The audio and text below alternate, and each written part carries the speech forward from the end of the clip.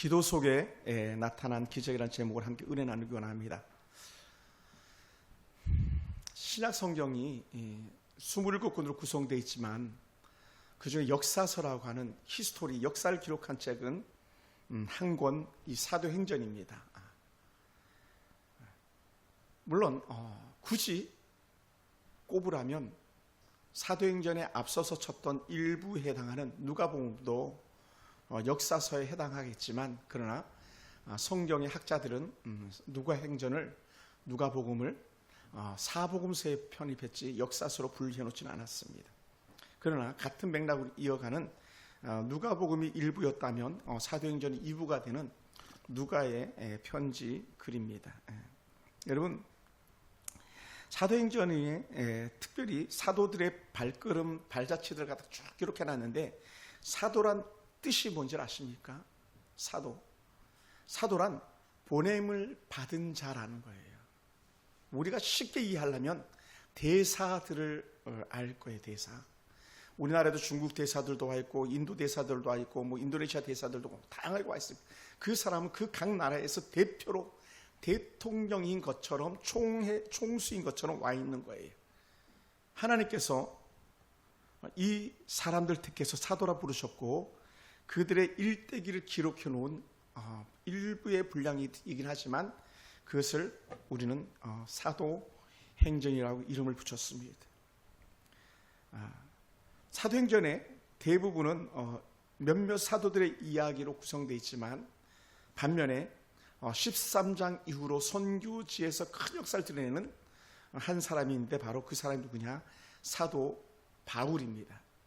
사실 바울은 12사도의 문화에 들진 않았지만 예수님께서 그를 직접 불렀고, 직접 훈련시켰고, 직접 새롭게 세워서 훗날에 사도로, 자칭 사도로 그렇게 칭하기 때문에 우리가 항상 사도 바울을 얘기할 때는 바울은 이렇게 하기보다 사도 바울은 해가지고 12명의 사도 바울을 갖다 그 반절에 맞춰주는 그런 은혜의 모습을 우리가 볼 수 있습니다.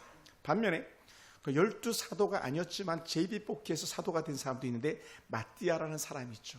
근데 사실은 성경서에서 마띠아의 역할에 대해서 거의 내용이 없습니다만, 물론 그도 믿음에 신실한 사람이었기 때문에 사도로 부름받았겠지만, 그러나 원칙적으로 따진다면 굳이 조금만 더 템포를 늦추고 기다렸다면 그 가룟 유다에 비었던 자리를 바로 이 바울이 채울 수 있는 그런 은혜가 있지 않았을까, 나름대로 이렇게 생각해 보게 됩니다.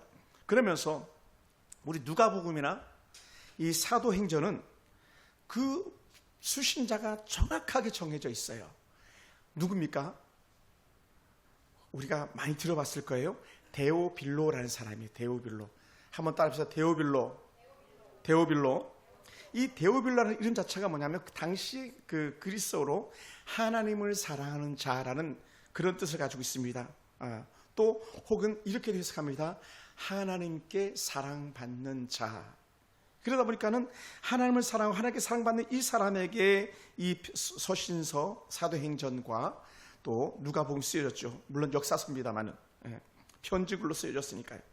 그래서 이 누가복음 1장 3절과 사도행전 1장 1절에서 바로 데오빌로 가카요라고 부르면서 이 편지는 당신에게 보내는 건데, 바로 예수 그리스도께서 어떻게 사역하셨는지, 또 그 은혜 가운데서 부름받았던 사람들이, 바로 사도들이 어떻게 사역했는지 갖다가 내가 이렇게 편지로 당신에게 보냅니다 하면서 그렇게 글을 썼어요. 그래서 누가복음 24장까지, 사도행전은 28장까지 그렇게 써나간 우리가 그런 내용들을 우리가 가만히 볼 수 있습니다. 그러면 도대체 이 데오빌로는 누구냐 했을 때에, 성경에서 데오빌로는 이런 사람이라고 말하지 않지만 당시 추론으로 해볼 건데, 편지의 성격을 또 편지에 쓰는 용어를 이렇게 보건데, 보통 사람은 아니었을 거다. 로마에서 크게 변화된 사람, 로마에서 큰 지위를 갖고 있다가 예수 믿고 그렇게 새롭게 변화된 사람이었을 거다라고 하는 그런 추론을 해보게 됩니다. 왜 그러냐면, 그 이름 뒤에 우리가 흔히 보았잖아요. 뭐라고 부릅니까? 데오빌로 가카여 합니다. 옛날에 우리나라도 대통령을 부를 때 뭐라 그랬습니까? 박정희 대통령? 거기서 끝나지 않았어요. 대통령 가카. 김대중 대통령 가카. 이렇게 불렀었어요. 그러다 보니까 너무 막 그 대통령이 높은 자리에 있는 것 같았어요. 그래서 그래서는 안 되겠다. 점점 깎아내리다 보니까 그냥 대통령 이렇게 그냥 끝났어요. 대통령 부인들도 우리는 아주 높여놨잖아요. 영부인, 제일 우두머리의 부인이라서 영부인 그러는데 지금은 그렇게 영부인이라고 잘 칭하지 않습니다. 그냥 대통령 부인 뭐 이렇게 흔히 말하죠. 근데 이 데오벨로는 그런 보통 사람이 아니었다는 것을 우리는 누가의 호칭에서 우리 충분히 살펴볼 수 있습니다. 그러면서 이 사도행전 초대 성도들의 그 기도와 능력을 통해서 하나님의 기적적 역사를 갖다가 풍성하게 다룬 그런 내용들이에요. 다른 어떤 서신서에서도 볼 수 없는 그런 수많은 기적들과 어떻게 사람들이 예수 그리스도를 믿게 되었는지, 그리고 예수님의 부활 승천하신 이후에 어떻게 사도들이 사역을 하면서 하나님의 은혜 역사가 나타나는지 아주 조목조목 기록해 놓은 것이 바로 이 사도행전입니다. 우리가 흔히 아는 예수님의 승천 같은 경우도요, 사도행전은 아주 보다도 확실하게 그렇게 기록되어 있어요. 수많은 사람들이 보는 데서 하늘로 올림받은 그 승천에 대해서, 또 어떻게 우리에게 성령이 오셨는지, 이 땅에 성령을 보내주셔서 약속했는데 그 성령이 우리 가운데 임하신 것을 사도행전 2장에서 잘 기록하고 있습니다. 그래서 우리 사도행전을 보면 볼수록 하나님의 은혜를 더 깊이 경험하게 될 줄 믿습니다. 그리고는 제가 이번 주에 하나님의 기적을 경험하라는 역대 타이틀을 가지고 나가는데 수많은 기적적인 역사들이 일어납니다. 예수님이 하셨던 기적들, 구약의 믿음의 역사를 이뤘던 선지자들이 하셨던 기적이 바로 오늘 사도들을 통해서 똑같이 재현되어진 역사가 일어나는데, 그 큰 기적들 중에 가장 대표적인 것들을 들려면 죽은 자를 살리는 기적들인 것이죠. 죽은 자를 살리는, 베드로를 통해서 죽은 자가 살아납니다. 사도 바울을 통해서 죽은 자가 살아납니다. 이건요 아주 놀라운 역사가 아닐 수가 없습니다. 그러니까 사도행전을 통해서 그 수많은 사람들이 그 기적을 보고 주께로 돌아온 역사가 날마다 되어가는 걸 보게 됩니다. 그리고 예수님께서 안진뱅이를 일으키시잖아요. 근데 사도행전에서도요, 처음 사역 시작하면서 일어났던 사건이 뭡니까? 평소에는 그냥 보고 지나갔던 사람인데, 평소 그냥 스쳐 지나갔던 사람인데, 이 사도들이 바뀌기 시작하니까, 주의 성령으로 충만하니까 그냥 안진뱅이를 일으키고 뛰고 걷게 하면서 예배 드리지 못하던 자를 예배 드리게 하더라는 거예요. 제가 어제도 그랬고 그저께도 그랬고 기적의 포커스는 항상 뭐가 있다 그랬냐면 하나님의 복음에 있다 그랬고, 하나님을 믿게 하는 데 있다 그랬습니다. 더 나아가서 예배 드리게 하는 데 있다 그랬습니다. 수많은 기적들을 이뤘던 그 결정적인 요소들은 뭐냐? 결국은 하나님 앞에 이끌림 받는 그런 은혜들인데, 바로 사도행전에서 그런 역사들이 일어나죠. 또한 특별히 사도행전 4장을 보면요, 사도들이 담대하게 기도하니까 공회에서 수많은 위협들이 있었지만 거기서 다 해결되는 그런 은혜를 봅니다. 어떤 고난과 어떤 아픔이 있어도 다 문제가 해결됩니다. 그리고는 사도행전 8장을 보면 사마리아 수많은 사람들이 성령의 급하게 강한 은혜 역사들을 경험하게 되기도 하고요. 또 다락방에 누웠던 다비다가 바울의 기도로 살아나는 그런 역사들도 베드로군요. 그렇게 살아나는 역사들이 있었던 것이죠. 베드로가 다비다야 일어나라 그랬더니 죽었던 다비다가 일어나는 그런 기적적인 역사들이 사도행전에 그대로 기록되어 있습니다. 그리고는 참으로 신실한 사람 고넬료 집에 그 온 가족이 통으로 구원받는데, 하나님께서 환상으로 베드로에게 보여주시고 그 환상에 아멘하고 달려가서 말씀 따라 순종했더니 고넬료의 가정이 전적으로 다 예수 믿고 돌아오는 역사들이 납니다. 그것이 이제 사도행전 10장 1절부터 48절에 아주 긴 본문을 통해서 역사하고요. 그리고는 오늘 우리가 읽었던 본문 중에 대부분의 본문들이 다 내용이 일부만 읽었습니다만은, 그렇게 복음을 전하다가 감옥에 갇혀도 베드로인데 아주 쉽게 감옥에서 탈출되어서 나오는, 그것도 자의적 탈출이 아니라 천사를 보내셔가지고 하나님께서 감옥문을 열으셔가지고 나오게 하는 그런 기적적 역사들을 이루죠. 그리고 이 비슷한 사건이 또다시 일어나는데, 그것은 뭐냐? 우리가 잘 아는 바울과 실라가 어디서 그 빌립보 감옥에서 찬송과 기도할 때에 옥문이 저절로 열리고, 간수장이가 자결을 하려고 할 때에 스톱, 죽지 마라, 우리가 여기 있다 하면서 그의 자결을 멈추게 했던 것이 바로 사도행전에 나오는 16장 25절 이하에 나오는 그런 내용들입니다. 그리고는 그 사이에도 많은 기적들이 일어나겠습니다만은, 복음을 위해서 하나님께서 보여준 역사가 있었는데, 그게 뭐냐? 우리가 수많은 배를 타고 항구로 여행을 하다가 로마로 가기 위해서 여행을 하다가 배가 완전히 파손돼 가지고 한 섬 멜리데라는 곳에 도착하는데, 그 멜리데 섬에서 불을 쬐는 동안에 그 불 속에서 뱀이 나와 가지고 사도 바울을 물게 됐습니다. 그런데 사람들이 봤을 때에 이 바울이 그렇게 뱀에 물린 걸 보고 이 사람은 정말 죽어야 될 사람이라고 사람들이 그렇게 지칭했었습니다. 그런데 웬걸 뱀에게 물리고도요 툴툴 털어버리고 아무 일이 없었던 것처럼 그래서 사도 바울이 살아난 거예요. 문제가 없었어요. 그래서 사람들이 그때 뭐라 그러냐, 시스라 허메라고 하는 그런 그들이 불렀던 신들의 이름을 갖다가 바울에 붙여주게 됐었죠. 그만큼 하나님은 복음을 위해서 놀라운 역사를 이루는 거예요. 배가 완전히 파손해도 죽지 않고 한 사람도 상하지 않고 그들이 온전히 로마까지 다 이르게 하시는 것이 바로 한 사람 바울이 로마에서도 복음을 전해야 하리라고 하는 그런 대명제의 숫자가 있었기 때문에 그렇습니다. 오늘 저와 이런 삶 속에서도요, 오늘 살아가면서 다양한 기도 제목이 있고 우리가 살아 존재해야 될 분명한 어떤 목적이 있다면 그것은 그리스도의 복음 때문입니다. 할렐루야. 물론 여러분들은 뭐 그냥 교회 오면 되는 거지 뭐 이걸로 끝날지 모르겠지만, 때로는 뭐 생각나면 교회 오고 싶으면 오고 말고 싶으면 말고 그런 사람들도 있을 수 있겠지만 그게 아니고요, 예수로 충만할수록 우리 속에서는 뭐가 드러나냐면 이 예수를 자랑하리라라는 거예요. 그게 사도행전 전체에서 우리에게 보여주는 거예요. 그 수많은 기적이 일어났던 은혜 목적이 뭐냐, 하루에 3,000명 5,000명이 믿고 죽게 돌아오는 그런 역사들이었거든요. 한 사람 스데반이 돌에 맞아 죽어갈 때에도 한 기적적 역사가 일어나는데 결국 뭡니까?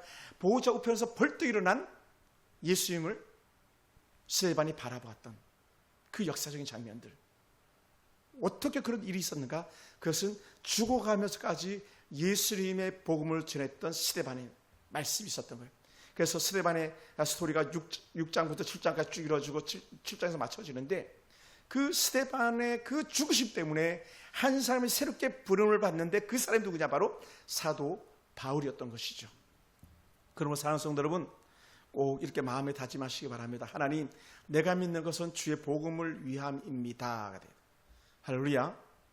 우리가 만약에 내가 병 나아야 된다, 그러면 어떻게 돼요? 병 나음에 대한 목적이 뭐냐? 그것은 내가 더 건강해가지고 더 열심히 일하면서 주의 복음을 전하는 것입니다. 이게 돼야 되는 거예요. 사실 이것보다 더 이상 더 이하는 없어요. 목회자인 저도 마찬가지. 왜 내가 이 강단을 지켜야 되느냐? 그 이유는 자명합니다. 한 가지예요. 그래서 복음을 전하기 위해서다. 오늘 이렇게 전도를 나가서 바깥에서 있는데 늘 있는 트럭 장사, 과일 장사 권사님과 또 사장님을 이렇게 보면서 들었던 생각이었어요. 야, 진짜 저분들 고생한다. 고생한다. 이 더위에 가만히 있어도 막 땀이 줄줄 흐르는데 비가 오나 눈이 오나 바람이 부나 그 자리에 있잖아요. 그들의 목적은 하나예요. 과일 장수의 목적은 뭐죠? 과일 파는 거예요. 과일 파는 거. 과일 파는 거. 수북이 쌓아놓고 지나가는 사람들이 과일 사길 바라는 그 기대 하나. 그렇다면 우리 반대로 오늘 저와 여러분이 그리스도의 복음 안에서 존재하는 분명한 목적은 바로 그리스도의 복음 전파라고 하는 이 대명제를 잊지 마시기 바랍니다. 할렐루야. 이것이 우리가 오늘 품어야 될 사명이고 이번 한 주간 동안을 계속적으로 반복되는 제 메시지가 될 것입니다. 여러분, 사도 베드로가 옥에 갇혔습니다. 6절에 이렇게 말씀하고 있습니다. 헤롯이 잡아내려고 하는 그 전날 밤에 베드로가 두 군인 틈에서 쇠사슬에 매여 누워 자는데 파수꾼들이 문 밖에서 옥을 지키더니 두 군인이 베드로를 지키고 있는 거예요. 그 사이에 베드로가 있습니다. 또 파수꾼들이 문 밖에서 또 옥을 지키고 있습니다. 이거는요, 우리 이렇게 볼 수 있어요. 절대로 도망갈 수 없는 상황이다라는 거예요. 여러분, 그런데 사실 이 문제가 있을 때에 절대로 도망갈 수 없는, 피할 수 없는 상황인데 이 한 사건 때문에 한 집에서 뭐 하고 있어요? 이 베드로가 무사히 옥에서 나오기를 간절히 기도하고 있더라는 거예요. 옥에 갇힌 건 베드로인데 애가 타는 것은 기도하는 사람들이었어요. 그러니까 기도하는 사람들은요, 애가 타는 거예요. 응답이 오길 바라는 그런 마음 가지고. 오늘 우리가 그러한 사람일지도 모릅니다. 아들 놓고 간절히 기도하면서 애가 타는 마음, 또 때로는 우리 할아버지 할머니 놓고 간절히 기도하는 그런 애가 타는 마음, 혹은 또 어떤 여러분의 미래를 위해서 애가 타는 그 마음들이 있을 텐데, 오늘 이 사도 베드로가 옥에 갇혔을 때에 정말 애타게 기도하는 사람들이 있었다는 것이죠. 그럼 어떻게 돼요? 그 속에 하나님의 역사가 이루어지기 시작하는 줄 믿습니다. 할렐루야. 역사가 이루어지는 거예요. 그러다 보니까 왜 그렇게 베드로는 여유가 있었는지 모르겠습니다. 다음 날이면 죽을지도 모르는데, 헤롯이 다음 날이면 잡아내서 죽여버릴지도 모르는데, 왜냐하면 이미 한번 죽여본 적이 있잖아요. 야고보를 죽여본 경험이 있던 헤롯입니다. 그러니 베드로 정도는 문제될 게 없습니다. 베드로 죽이면 다 죽이는 거거든요. 베드로 죽이면 다른 사도들은 볼 것 없이 다 죽일 수 있거든요. 예전에 한 어느 정치단체들이 총신 잡으면 다 잡을 줄 알고 총신을 잡으려고 그렇게 노력했어요. 한국의 신학교의 가장 대표적인 신학교가 우리 총신대학교인데, 총신대학교를 갖다가 교과부에서 잡으면 학교는 그냥 무너지게 돼 있는데, 다른 신학교들은 그런 것처럼 베드로만 잡으면 끝날 거라고 여겼었어요. 그런데요, 기도하는 사람들 때문에 베드로를 손댈 수가 없었습니다. 참으로 여유 있는 베드로는 오히려 굴굴 잠을 잘 수 있는 그에게 평강이 있다는 것이죠. 할렐루야. 한번 따라해볼까요? 진짜 믿음은 평안이 있습니다. 사실 그러지 못할 때가 많거든요. 저도 사실 이 베드로 같은 그런 여유 있는 그런 평강이 내게 있기를 날마다 소원해 봅니다. 여러분도 그랬으면 좋겠습니다. 여러분 속에도 우리 하나님께 주는 그 좋은 평안이 여러분 가운데 있게 되길 원합니다. 할렐루야. 제가 여기서 어제도 여러분의 이름들을 불러가며 가정들의 이름을 불러가며 기도했을 때 여러분 가운데 평안이 찾아오기를 축원합니다. 할렐루야. 두려워하지 말라. 내니 두려워하지 말라고 말씀하셨던 주님의 음성이 여러분한테 들려져서 내 인생의 두려움, 내 인생의 그 고달픔이 예수를 인해서 평안해지기 원하고, 여러분을 위해서 중보하며 기도하는 그런 기도자들 때문에 평안하길 주님을 축원합니다. 할렐루야. 어제도 그렇고 그저께도 그렇고 우리 사모님이 아주 대성통곡하면서 교회와 성도들을 기도했는데, 그 기도 소리가 그냥 흩어지는 한순간의 기도 소리가 아니고 여러분의 가정마다, 여러분의 기업마다 찾아가셔서 평안 주는 그런 은혜의 소리가 되길 주님을 축원합니다. 할렐루야. 사랑하는 성도 여러분, 그리고 베드로는요, 자신의 상황에 대해서 절망하거나 두려워하지 않았습니다. 왜 그랬을까? 나름대로 생각해 봅니다. 그가 내 뒤에는 기도하는 사람들이 있기 때문이야. 물론 이렇게 해석하면 되게 좋을 것 같아요. 나는 비록 오해 갇혀도 내 뒤에서 기도하는 사람들이 있기 때문에 나는 감옥에서 나갈 수 있을까? 아마 이런 믿음은 절대 없었을 거예요. 왜냐하면 야고보가 죽어가는 거 맞잖아요. 야고보는 보통 야고보가 아니거든요. 그런데 야고보가 죽어나가는 거 맞잖아요. 그럼 뭐냐? 하나님의 복음으로, 하나님의 성령으로 충만한 사람은요, 죽음조차도 두렵지 않은 거예요. 그러니 사랑하는 성도 여러분, 우리는 죽음조차도 두렵지 않은 그 믿음 갖기 원합니다. 그러면 때로는 우리가 아프고, 때로는 우리가 병들고, 때로는 우리가 가난해도 뭐가 찾아와요? 평안과 감사가 찾아오는 줄로 믿습니다. 특히 베드로는요, 그렇게 갇혀 있지만 그는 하나님의 은혜를 생각하면서 갇혀 있었을 거예요. 어떤 희망도 보이지 않는 그런 상황 속에 있었지만, 그럼에도 불구하고 그 속에는 여전히 하나님께서 주시는 평강이 더해간 줄 믿습니다. 왜 그러냐? 예수님께서 제일 처음 부활하시고 제자들을 만났을 때에 가장 첫 번째 던졌던 메시지는 뭐였습니까? 샬롬이었어요. 샬롬. 너희에게 평강이 있을지어다. 모든 사람이 가장 두렵고 떨 때에 토닥여주면서 괜찮아, 그 말 한마디처럼 오늘 우리 주의 성령이 갇혀있는 베드로에게 토닥거리면서 말씀했을지도 모릅니다. 평안하라, 평안하라, 평안하라. 안심하라, 니니 두려워 말라 했던 그런 게네사렛 호숫가에서 유령처럼 나타났던 예수님께서 하셨던 말씀, 니니 안심하라, 두려워하지 말라 하셨던 것처럼 베드로의 상황과 형편과 처지에서 두려워하지 않게 하시는 그런 하나님의 은혜의 음성이 오늘 이 밤에 이 베드로만이 아니라 오늘 우리에게도 같은 은혜로 들려지길 주님 축원합니다. 할렐루야. 그리고는 정말 놀라운 기적이 나타나는데 뭐 어디에도 이 정도 기적 역사는 잘 없습니다. 주의 사자가 등장하고 그 옥중에서 광채를 비치면서 베드로의 옆구리를 갖다 쳐서 깨웠습니다. 눈에 보이는 가시적인 현상이에요. 옥의 안에 갑자기 빛이 비치고 옆구리를 툭툭 쳐가지고 베드로를 깨우는, 그것은 우리가 눈에 보이는 것처럼 이 누가는 기술해 주었습니다. 그리고는 급히 일어나라 하면서 쇠사슬이 자동으로 철컥철컥 손에서 벗어지고 발목이 차듯 착고가 철컥철컥 걸러지는 그런 역사가 일어납니다. 할렐루야. 사랑하는 성도 여러분, 급히 일어나라는 말씀하시는 이 말씀 한마디는 베드로를 그냥 두시지 않는 하나님인 줄 압니다. 오늘 저와 여러분 상관에도 그냥 두시지 않는 하나님 은혜가 임한 줄 믿습니다. 우리는 너무 편하고 너무 좋은 곳에 살고 있기 때문에 이런 문제를 잘 경험하지 못하지만 정말로요, 여러분 조금만 더 고난 중에 있는 성도들에게 얘기를 들어보세요. 고난 중에 있는 선교사들에게 얘기를 들어보세요. 이와 유사한 기적들은 얼마든지 나타납니다. 할렐루야. 얼마든지 나타나요. 정말 절대적으로 우리가 복음을 위해서 산독할 때에 이와 같은 은혜의 역사는 여전히 나타난 줄로 믿습니다. 그것이 바로 저와 여러분의 삶 가운데 드러나기 원합니다.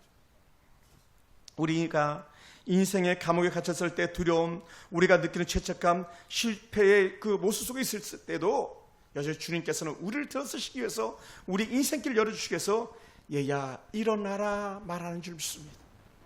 사실 오늘날 저만이 아니라 모든 목회자들이 이 메시지가 필요합니다. 일어나라, 일어나라, 일어나라.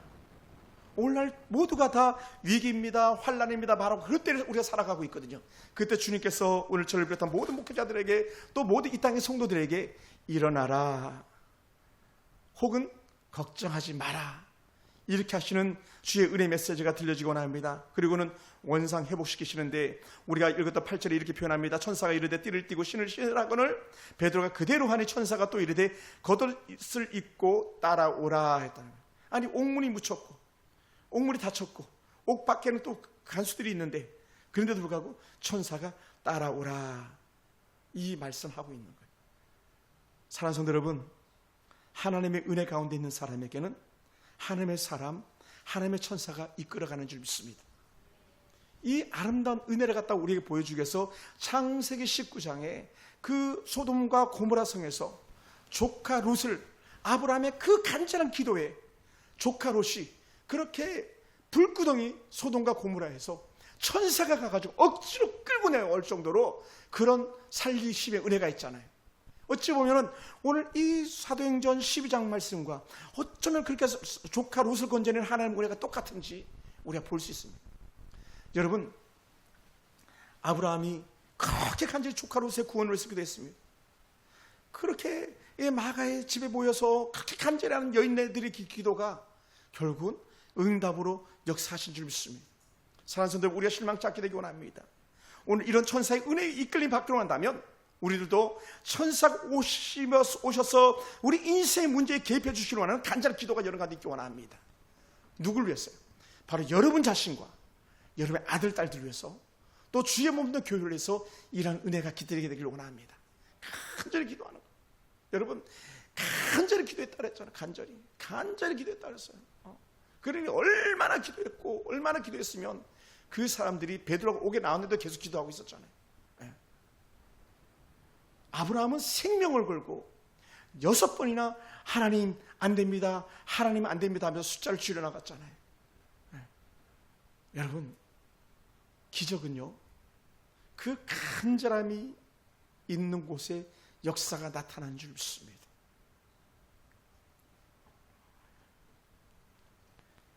그렇게 천사의 이끌림 받으면서도요 베드로는 어떤 마음이 들었습니까? 비몽사몽이었어요. 이게 현실인가? 이게 꿈인가 생신가 하는 그런 표현을 갖다가 우리 9절에서 쓰고 있습니다.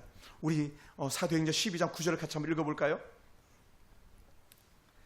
12장 9절 같이 다 같이 시작. 베드로가 나와서 따라갈새 천사가 하는 것이 생시인 줄 알지 못하고 환상을 보는가 하니라. 저도 가끔 꿈을 꿀 때에 꿈속에서 이렇게 말하는 적들이 있었어요. 야, 이거 꿈이었으면 좋겠다. 이거 꿈이었으면 좋겠다.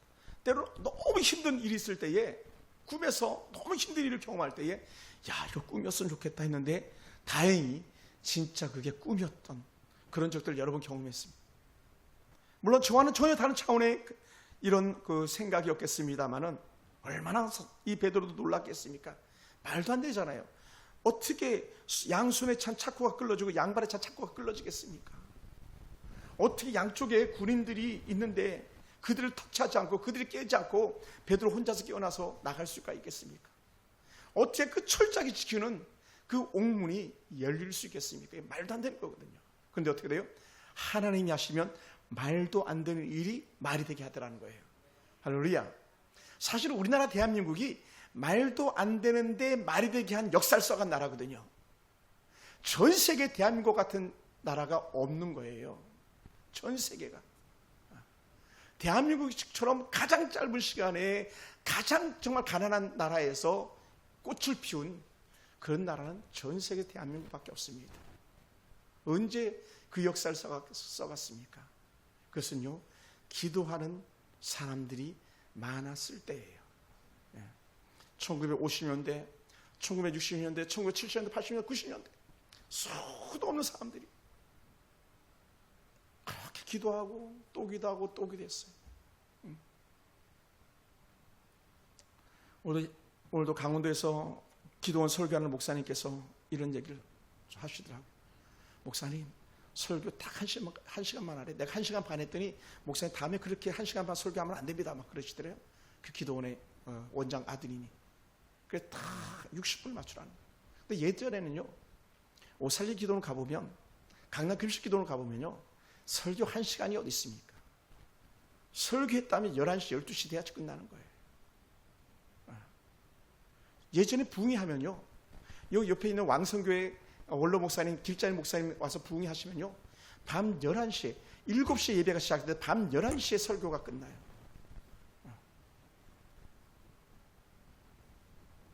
그런 역사가 있었기 때문에 한국교회가 자라갈 수 있었어요.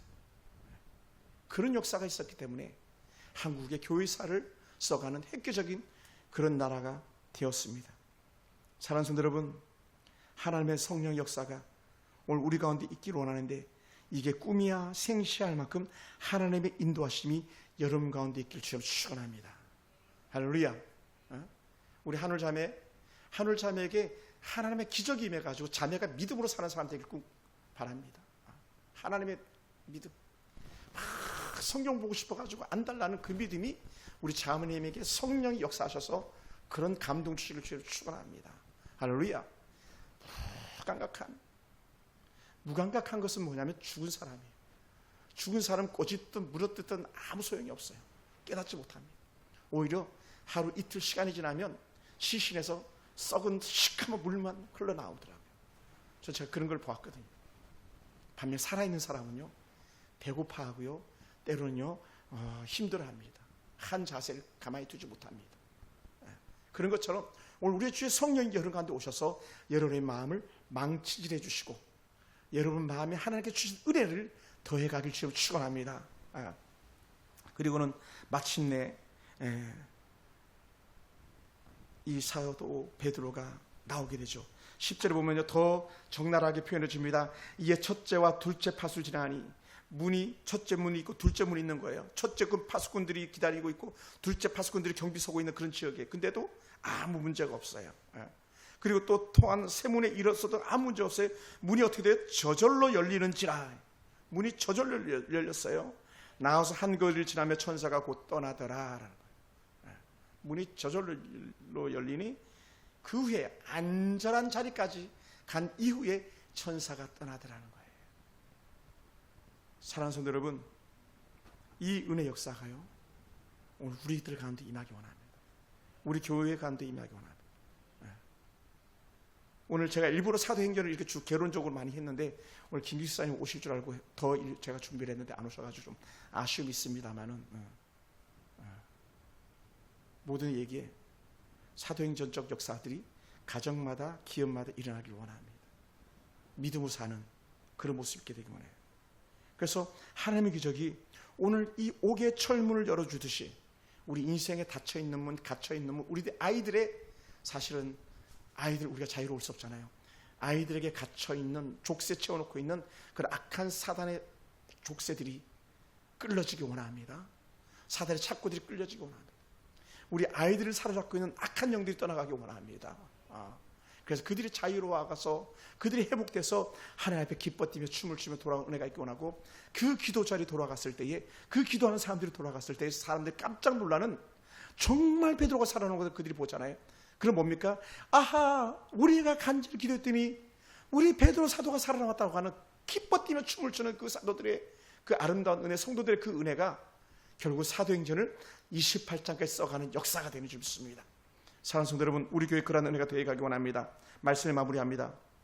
우리는 베드로의 이 아름다운 은혜의 사건, 기적적 역사를 통해서 우리 이성으로는 도무지 해결할 수 없는 문제들이지만, 그러나 우리의 기도 속에, 혹은 중보자들의 기도 속에 하나님이 일하신다라는 것을 경험하는 그런 복된 성도가 되기 원합니다.